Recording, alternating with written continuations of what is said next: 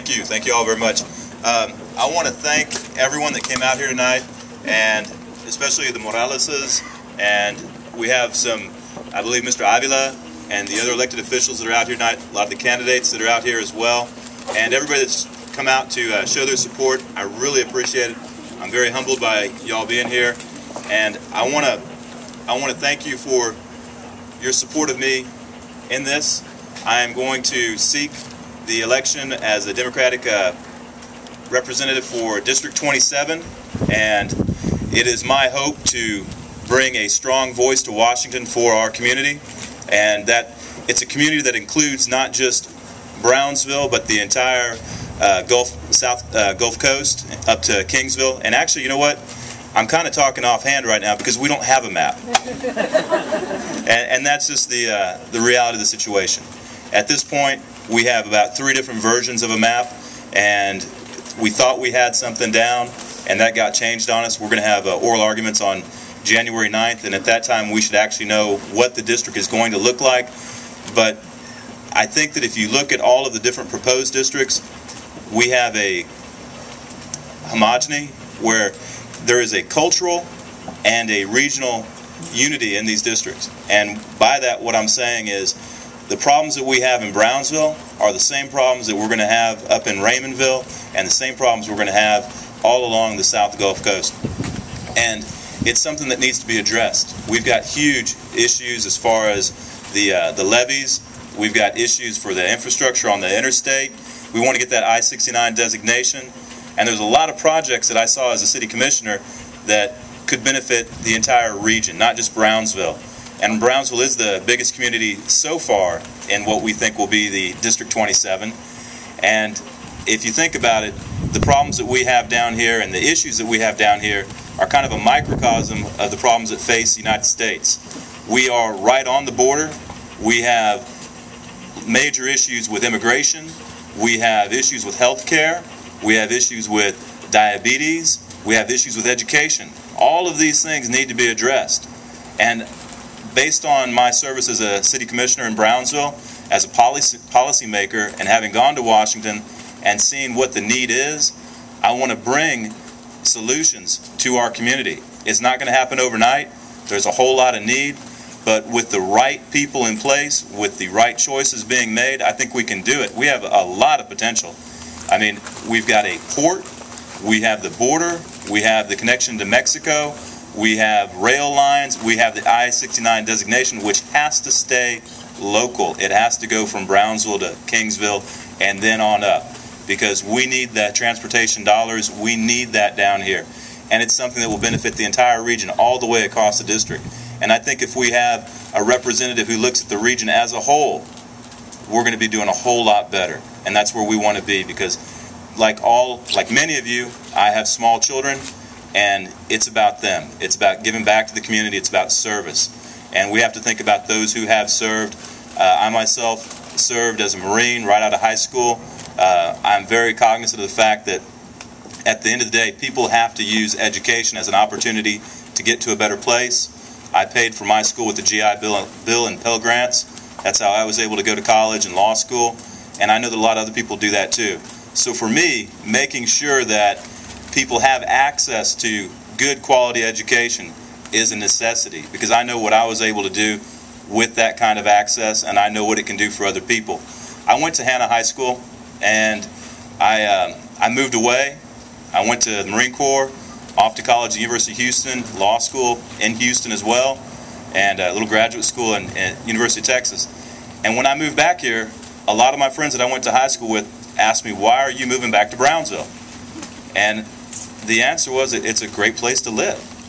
And it is a beautiful community. And this whole area, the natural resources that we have, the ability to be at the beach or to go across into Mexico, and that's been limited. And those are things that if we address the economic needs here and across, because we're a regional economic unit, I think that we can bring prosperity to the area.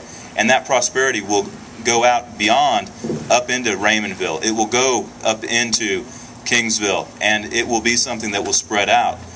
And we are a hub, and we need to look at ourselves as a hub. It's not just Brownsville.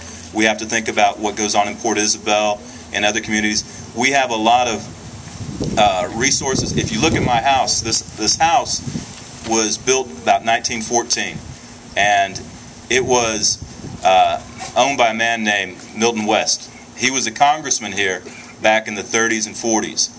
Now, when we redid this house about a year ago, we put a solar paneled water heater up on top, okay? And that's because I am dedicated to alternative sources of energy. We have a lot of sunny days. This last week was, it was kind of an anomaly. It was 82 degrees in December here in Brownsville, Texas. We can use solar power. And that's something that people up in Kingsville know too, because at Texas A&M Kingsville, they just installed a solar water heating system in their university dormitories. Okay, these are ideas that we need to promote throughout the region, throughout the district, so that we can have access to this type of resources where we have the abundant resources of solar energy. UTB is promoting a pilot project for biofuels. These are things that we need to do as a community. We need to educate the next generation of engineers and scientists and have good jobs down here in the valley so that we can do more things with the resources we have. We have a lot of bright people. We have a lot of people in our community that want to do better, and that's why I'm also in favor of the DREAM Act. When I was in the Marine Corps, I served with people from Nicaragua and Mexico and Honduras, and those people were resident aliens, but they signed up because they believed in America. And people who are willing to put their lives on the line and believe in America should be rewarded, and they should become citizens.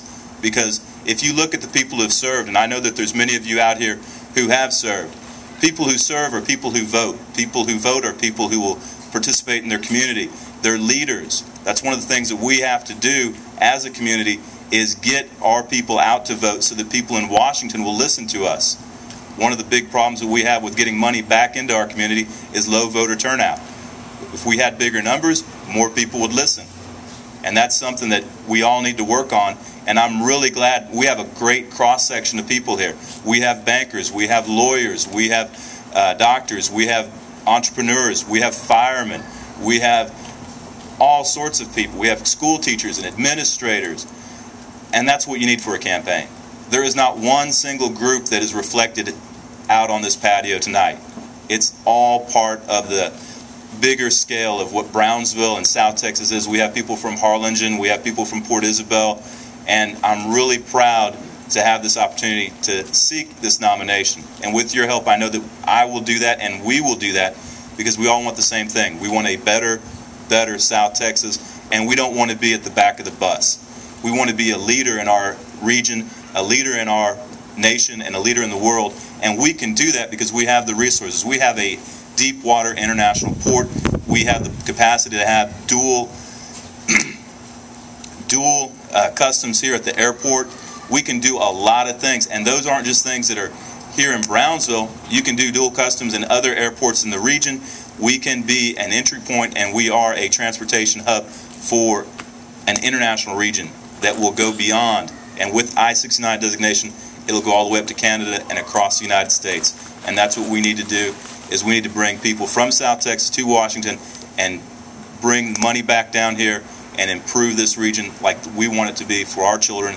And that's why I moved back to Brownsville, Texas. That's why I know y'all live in Brownsville, Texas, because you want something better for yourselves and your community. And now let's see what we can do with your help to get this thing done. Thank you all very much for being here. Thank you. And it's time to eat and drink if you have not.